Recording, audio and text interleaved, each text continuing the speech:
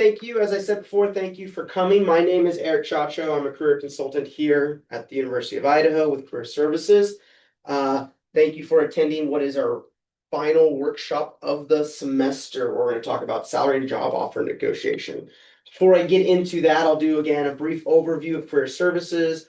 For those of you who are new and haven't attended our workshops before, who we are, what we do, how we can help, and then we'll dive right into the meat of the talk. We'll talk about why you should negotiate, what is negotiating here, and then various strategies for having those conversations and making them productive. So career services, your future is our mission. What this really means here is that at the university, there are a lot of departments that support you in your endeavors. They support you with your time here at school. We also participate in that, but unlike a lot of those departments, we're very much concerned more so with what happens to you once you graduate. Your future, that is our mission. That slogan, what that means is I'm more concerned about where you go once you've graduated. I'm here to help you figure out where that probably is going to be, where you want that to be, and then I'm here to help you figure out some strategies for getting there. So what it is that you want to do, and then what's the best road to get there. Ways in which we support you in doing that are professional document building, things like your resumes, your CVs, cover letters. We can help you craft those. There are really good strategies for making them extremely effective as we move into more of this kind of skills-based economy, skills-based job search that employers are looking for. What does that mean? How do you reshape your resume to reflect that? We can help with that. Major and career exploration in general, as I said at the top there, here to help you figure out where it is you want to go, what you want to do. It's a big question. A lot of students have this question.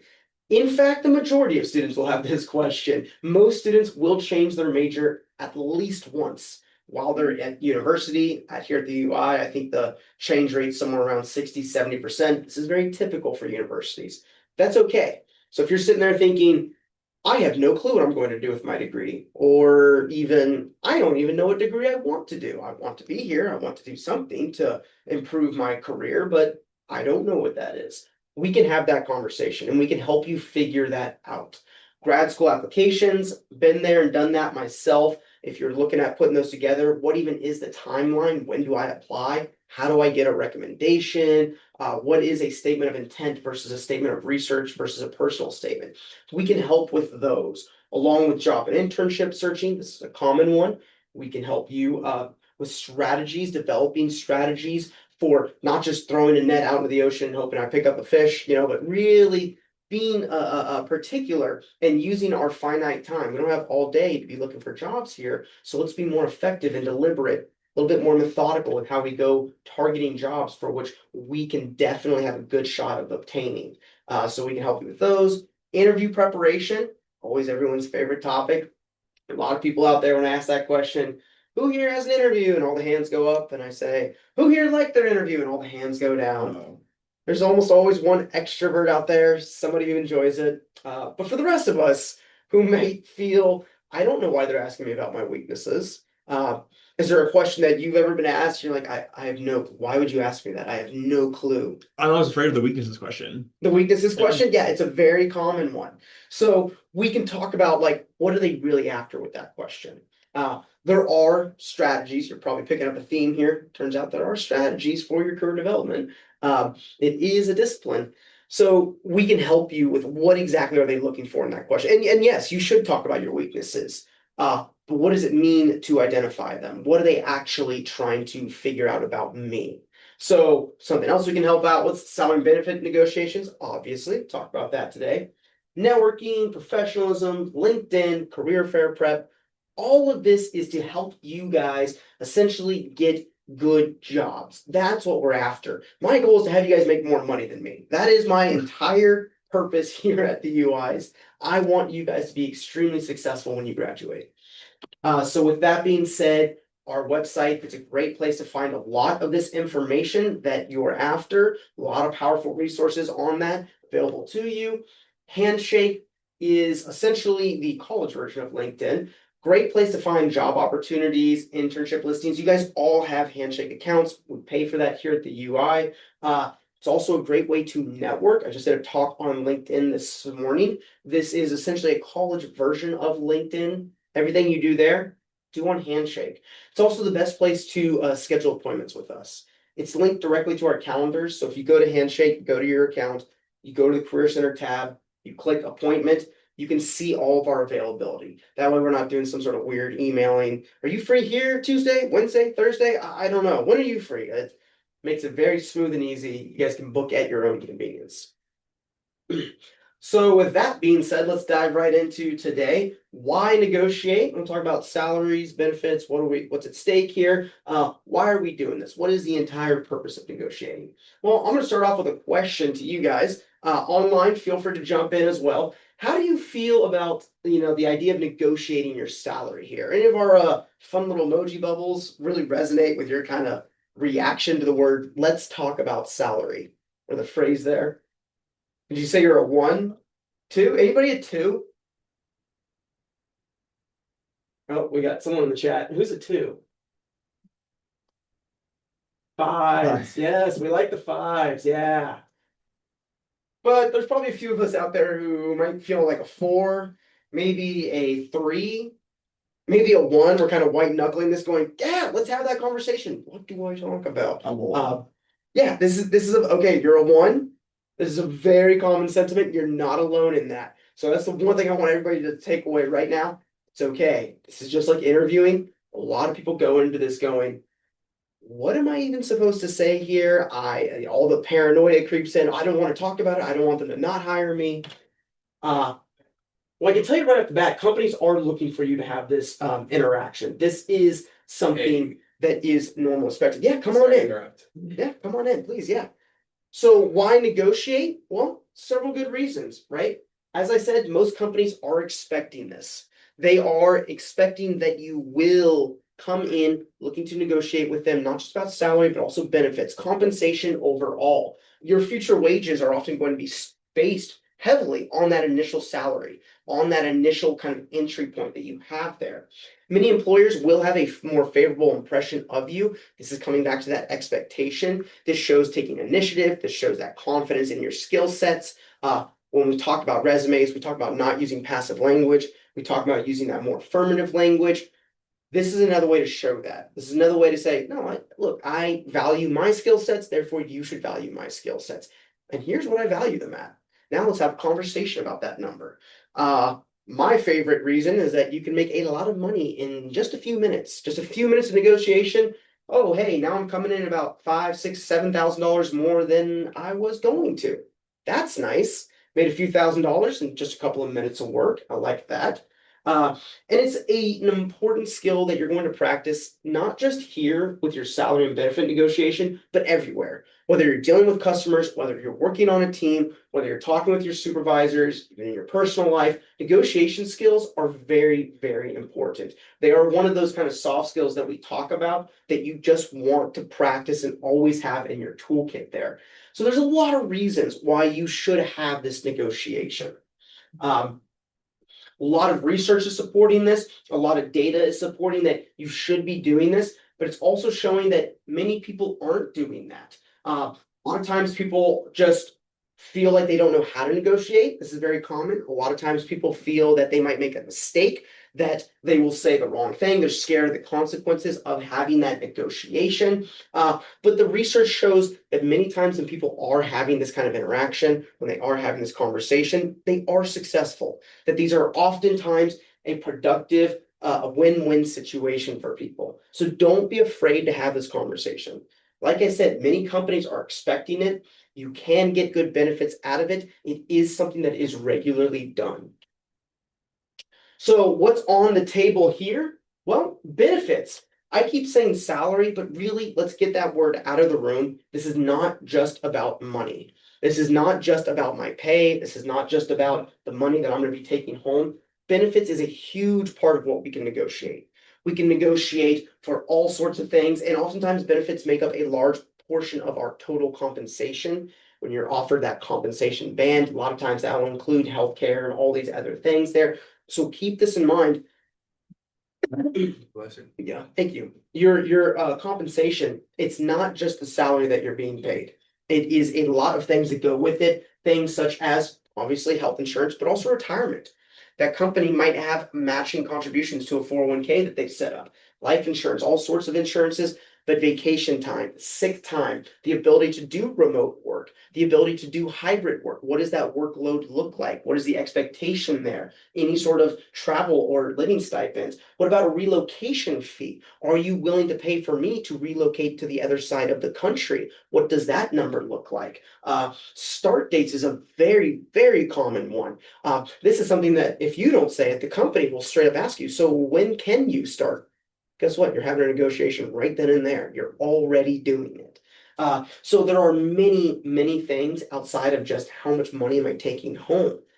I want you guys to get creative with this, realize that everything here is a negotiation, everything here is a conversation.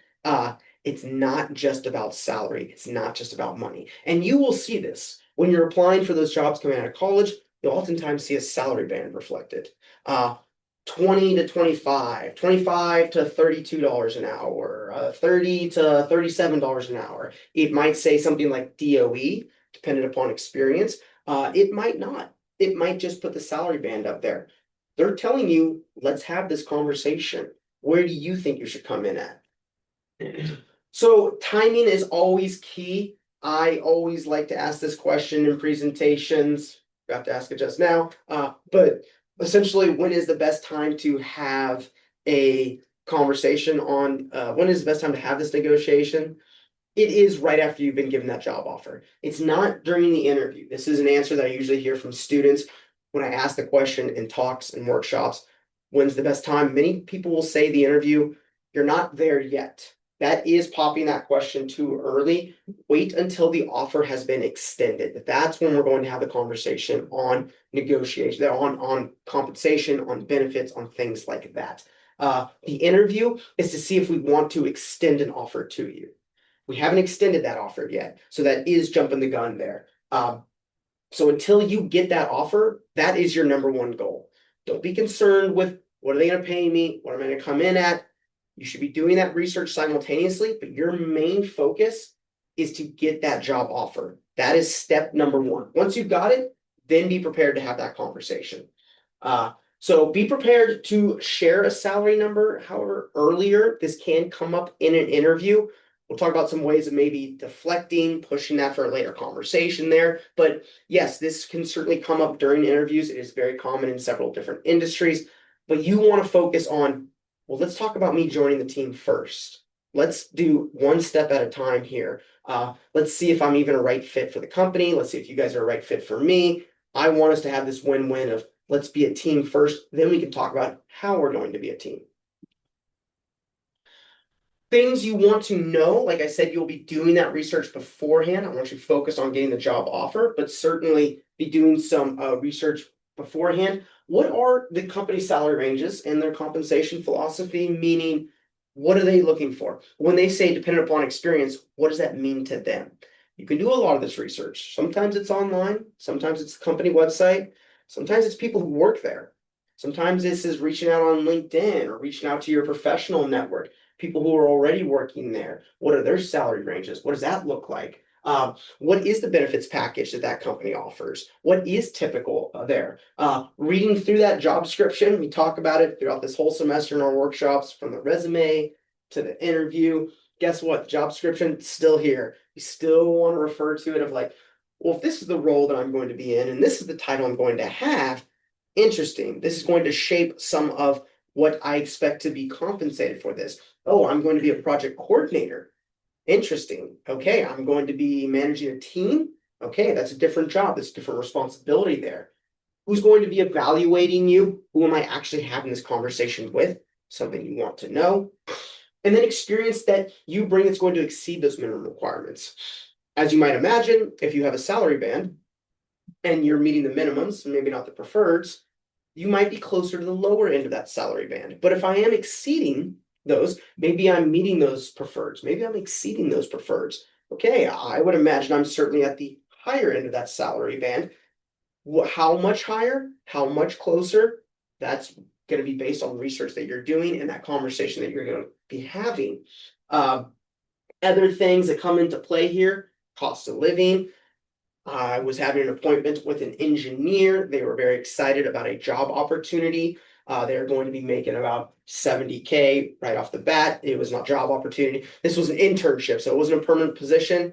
It was like a 1 year internship is what the rate that they're being paid at. They said, that's fantastic. Where's it at? They said it was on the East Coast. It was near the Baltimore area. Great. Do you know what the cost of living there is? Do you know how much a gallon of gas is? Do you know how much rent there is? Your 70K, while that might look like an overall great number, you need to be thinking about cash flow. So this comes into play with salary negotiations of, well, I might make in my industry in, that location, I might make $120,000 a year. Excellent. Is that the same rate I'm going to be making, if that's in San Diego, if that's in a very expensive city? Let's say I'm in Idaho, probably won't be making that same pay, probably won't be making anywhere close to that number, but the cost of living between those two places is radically different. So that should factor into your thought process here. The ability for promotion or growth opportunities. Maybe I come in at a lower number, but there is opportunity for me to telescope up quickly based on my experience. Right, that's part of that negotiation there. This is all research you want to be doing. What are the national salary trends? What are the regional salary trends? Where can I find that kind of information? And then what is the lowest offer that you're going to accept? Do have this in mind. Do have a bottom number for yourself. Do have a number of, I can't do it for this price. Maybe I can flex on that if I'm able to within the next few years advance rather quickly and get to a higher level, that promotion, that growth opportunity, but do have a lower end for yourself. So a lot of this is research that you want to do going into the negotiation. Now, great place to start doing some of this research, finding some of these resources. NACE itself has a lot of information on this. National Association of Colleges and Employers. It's a professional group. It's our professional group here in Career Services. They have a lot of information on essentially alumni, graduates, where they've gone to work, what they're getting paid. So it's a good kind of broad strokes understanding of what some of those salaries can be in various fields. Another great place would be the hiring websites that you're already on in the first place, looking for jobs, Glassdoor, Indeed. They oftentimes will have a lot of information here. They have a salary search tool on Indeed. They can help you give an idea of, okay, well, let's get a little more granular here. What part of the country am I living in? As I said, cost of living, it's going to change depending on where you're at. You want to be armed with that information. You want to know, is what they're offering a reasonable number for the area that I'm going to be working in? Glassdoor, same thing, also has a lot of this information. You can look up people who are already working at these companies. If it's in the public sector, a lot of times, there are transparency acts. I can see what government employees are making. Okay, that gives me an idea. I can use that information to kind of maybe extrapolate into a private sector for related jobs there. ONET itself is a fantastic platform. This is the Occupational Information Network. A lot of this data comes directly from the government itself, directly from Bureau of Labor Statistics. I love ONET. You can see the salary band right there. This is for something like mechanical engineers. I can see the salary band for the United States, varies widely. I can see it for Idaho. Again, I can see that salaries in Idaho aren't as high as the rest of the nation. We don't have as high of a cost of living. This is to be expected. This is normal. If I had done New York, that curve probably would have been shifted, right? So these are all great places to arm yourself with what are the expected pay, what are the expected salaries in my field, in my areas. Best places, another website. I can also look at things like home price, into that cost of living, unemployment rates, commute times. These are all things that can factor into a conversation. And this is all information you want to have. When you're having this negotiation, just like any negotiation, it all comes down to leverage. The way you have leverage is having information. It's being the smartest person in the room there about that particular topic. You want to be knowledgeable. You want to know what the average pay is. You want to know what's expected here. You want to know what people are going to be asking for this kind of job. So do your research here. Don't fly blind. Don't come into your industry not really knowing what people are making and what's a reasonable number. So we've talked a little bit about kind of the research, where I can go finding information, what kind of information I'm after in the first place. Now let's shift over into some of the strategies I can use to have that conversation. First off, I want to start with our mindsets here. Don't be focused on personal reasons. Companies are not going to want to have that conversation. You can do this in a private conversation, with your friends, your family. You want to have something, you're in a conversation where you guys are focused on a common goal, not on just making one side of that conversation happy. Same thing with the company. Don't just be focused on yourself. Don't be combative. This is a professional conversation. This is a win-win opportunity here. Come in there with a positive attitude, a positive mindset here. Don't feel like you're going to war with the company there. Look, they just extended you a job offer. You want to work with them. You're about to join this team here, right? You want to work here. You just want to make sure you're being compensated, well compensated for working there. That's all. Don't be rushed.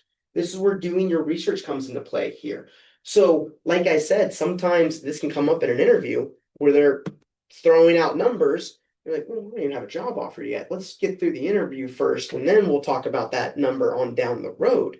Don't be rushed into having this conversation. A lot of times, this conversation might happen right as you get the job offer. It can be a smart decision to thank you so much. I love hearing this job offer. I'm going to have to think about this. Is it all right if I take the weekend, talk with my family about this? It's very common. It's almost expected that people will reflect upon that job offer before they immediately say yes. Don't remove that leverage from yourself. Don't be rushed in to saying yes to something. Take time. Think about the value that you're bringing to that organization. You guys all have self-worth. If you've been extended a job offer, you have value. Trust me. They want to hire you. They're literally saying, I want to hire you. Great. You're acknowledging that I have value. Let's talk about that value. So keep that in mind. Excitement about the company and the position. Hey, you just got a job offer. This is really cool, right? This is very exciting. Keep that positive energy with you. And look forward to your future there. Look forward to, what kind of opportunities you're going to have here. Staying in that positive mindset is going to make this a productive conversation. Nobody wants to have a conversation with somebody who's bummed out, pessimistic, and dejected. They want to have a conversation with somebody who's excited to work for them. They just want to be compensated. That's all. So this is a win-win, as I'm saying here, being respectful, being respectful and having that positive attitude. So the logistics. A lot of times what will happen is after your interview, if it's gone well, that second round, maybe that third round, you will get an offer. Sometimes this offer will come over email. Sometimes it'll come face to face. Sometimes it'll come over phone. When it comes to that offer, as I said before, don't just accept right away. Take your time, think about it, but then have the conversation for accepting the job in turn with the conversation for negotiating. Yes, I would love to. I think we should talk about, compensation. Yeah, that's the kind of the next logical step there. But that conversation ideally needs to be had in person. If you can't do it in person, it's very common. You guys are going to go all over the country for jobs. Do it over the phone.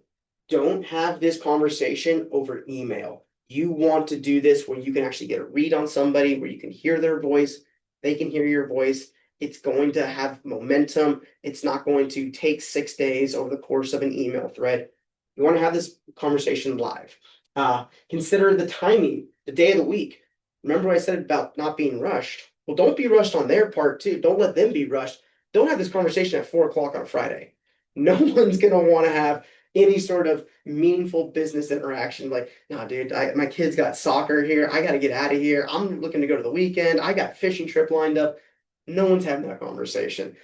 So be cognizant of who you're negotiating with. This is usually the manager, what their schedule's like, what time of week it is. Think about those kinds of things. Know who you should be talking with or asking. As I said, this is often going to be the director over your position, the supervisor, the manager for your area. That's more than likely. Don't be having this conversation with HR. They're not in charge of this. who is in charge of this, who has been authorized to hire you, is the manager, is the director, is that person. They're who you want to have this conversation with. And always get this offer in writing. When you're done with the negotiations here, that sounds fantastic, excellent. I love that we came to, a win-win here. This is fantastic. Could you please send me that offer letter? They will have an offer letter all ready to go. They just need to put in the details. That should not come as a surprise. It won't come as a surprise. Get that offer letter. Have them email to you. I would say fax, but I don't think anybody's faxing anymore. But get that offer letter. If you've gone to the offices to have this conversation, they might even have it printed out or they're ready to type it up. But get that offer letter in writing. Get it sent to you that day, right after that conversation. That should not take any amount of time to send to you. So how to go about having this conversation? We talked a little bit about the logistics, when to have it, where it should be done. How do I start this? Well, there's kind of three solid approaches that I like to consider when thinking about the benefit negotiations here. There's a quick ask, there's an informed proposal, and there's also a conversation. There's more of a long form conversation that you can have. And we'll go into the details of each one of these.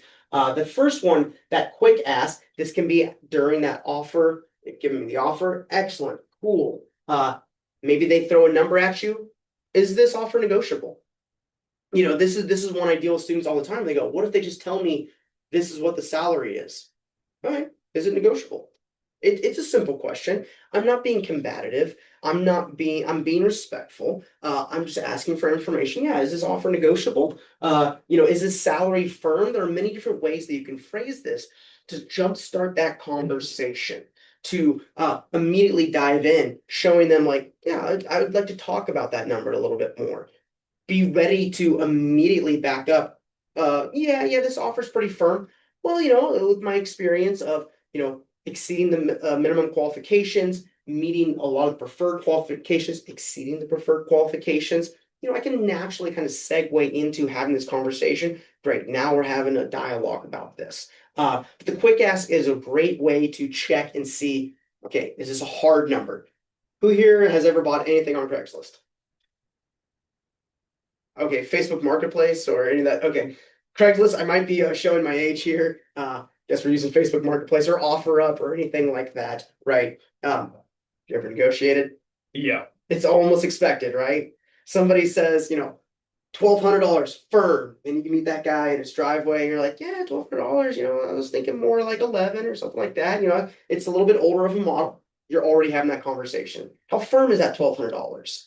You guys, a lot of times have already done this in your private life. It's no different.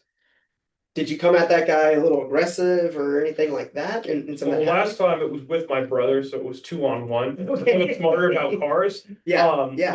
He wanted 20 grand and we had 15 grand cash for a car. Okay, so we're So gonna have to negotiate. Cash was the leverage. Yes. I Yeah. would say that, but I do know that like the quintessential advice for posting anything on there Yeah. is that you always go over because everybody can negotiate down, but you can't negotiate back up. Yeah. And it works the same way. There's money left on the table anytime somebody's hired. Yeah, exactly. I'm glad you mentioned leverage there. And that's sort of a dynamic. You identify what the leverage is. Maybe the leverage here is, well, I can start right away. Yeah. I can start tomorrow. It's not going to take 2 weeks to get me relocated. You hired a candidate who lives in the exact same town. So let's talk about some of that compensation. Or better yet, I have done this previously in a role. I don't need a lot of training. It's only going to take me 3 weeks to get up to speed with your software. And then I'm going to hit the ground running. Boom. Let's talk about that compensation. But having leverage is very important in these negotiations. But those very quick asks is a good way to initiate the dialogue. And that's just all we're trying to do here is we're trying to initiate a conversation. So the informed proposal, well, based on my research, the average salary for this position, this is where doing that research comes into play. I'm so glad you mentioned you brought your brother along as a 2-on-1. Why? Because he was an expert. Mhm. He had the background knowledge. It's the exact same thing here. If you go in there and you don't even know what the market is charging for someone in your position, you don't have leverage. They have leverage. They know exactly because they threw out a number. That number might be lower than the national average. They might try to get your skills on the cheap. There's nothing wrong with that. That's what everyone's trying to do, right? They're trying to get a highly qualified candidate for the least amount of money. They're not being selfish, they're being financially prudent. They probably are more than willing to pay you and compensate you more for your skill sets. But you have to be the one who's going to advocate for yourself in this position here. This is where the research comes into play, you know. Based on my research, it seems that the average salary for this position, and like I said, I would even say in this area, in this region, you know, cost of living, taking this into consideration with the skills that I'm bringing, if I can talk about those minimum preferences that I've met or exceeded, or the preferred skill sets, or a unique skill set. You know, if this is a company that does business overseas in Spain and I speak Spanish, hey guys, I've got that extra skill set that you already want. I know you want this. You didn't put in your job description, but it's going to be very helpful when we're dealing with our customers across the ocean. Great. Would you consider a salary of this? Again, using very respectful language, using that kind of positive, affirming language, not being combative, and just having a conversation, just having a dialogue. Anyone who's ever done this, like I said, on OfferUp or Marketplace, things like that, you're just having a friendly conversation, trying to see if you can come to a deal here.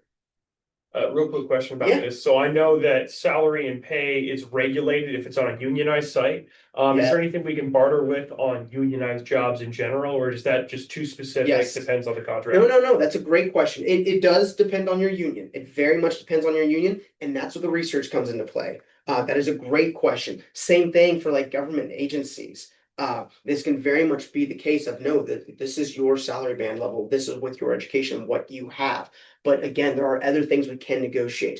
One, yes, always look to see what the rules for your industry are. If there is a union present, you need to know what the union rules are. You need to know what fair compensation is. But earlier in the presentation, we talked about it's not just salary that we're negotiating for. Sick leave, time off, start dates, relocation fees, retirement benefits, which oftentimes gets wrapped up in that. But there are a lot of different things that we're negotiating for outside of salary in and of itself.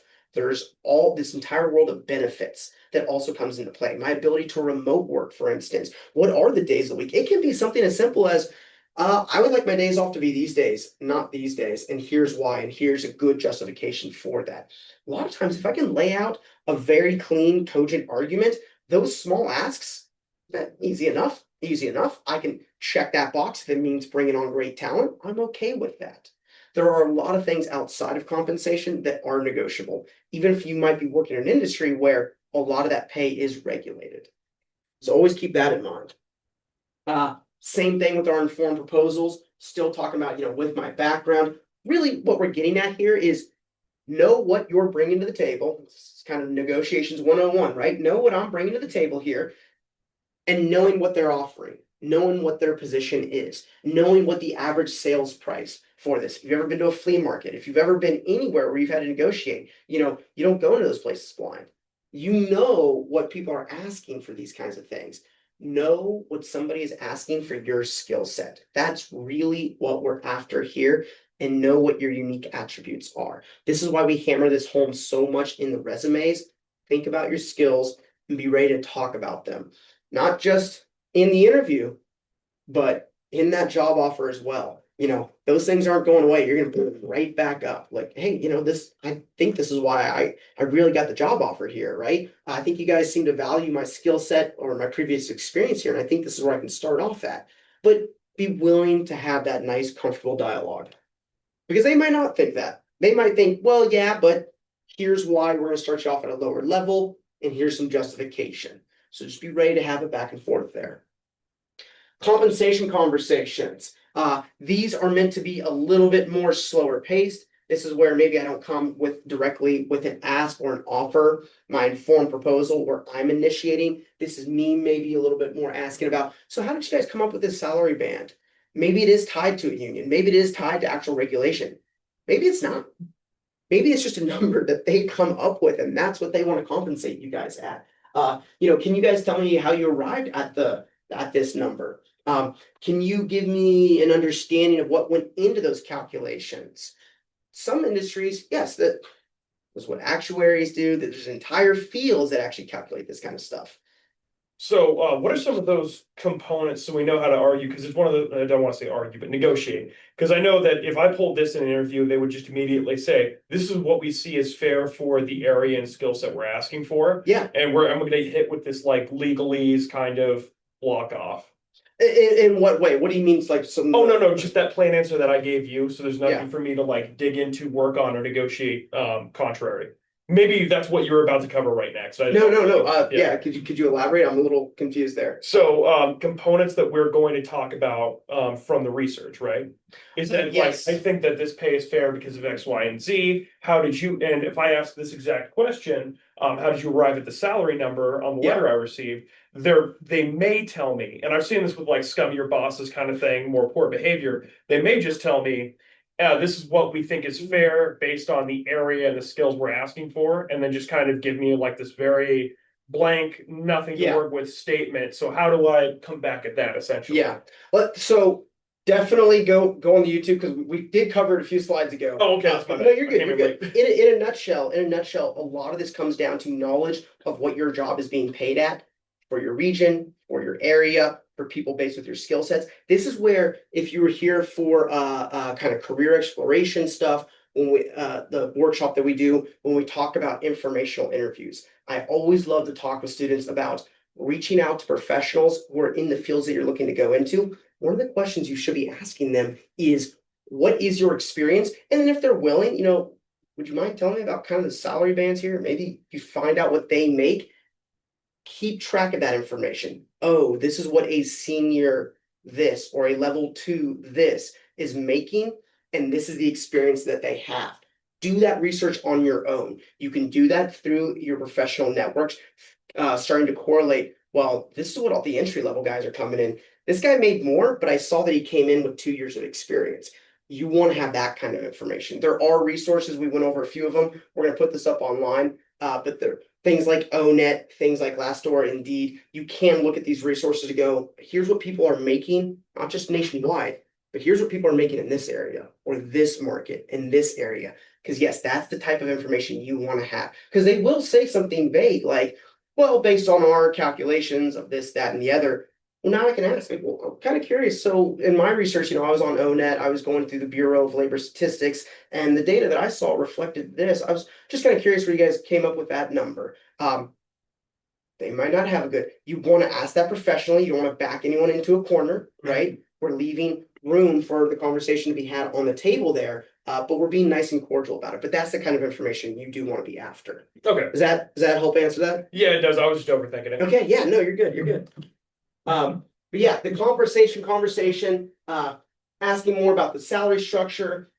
Like I said, other things that can be negotiated. What is the opportunity for me to grow in this position is a perfect one. So maybe they start me off at a lower number, but I'm able to move up within the next 2 years. What does that look like? If they're telling me, okay, we're going to bring you in at 90% of market rate, 80% of market rate. However, we have a 3-tiered system before you reach the senior level position. There is a 5% growth over and over and over, or 10% growth.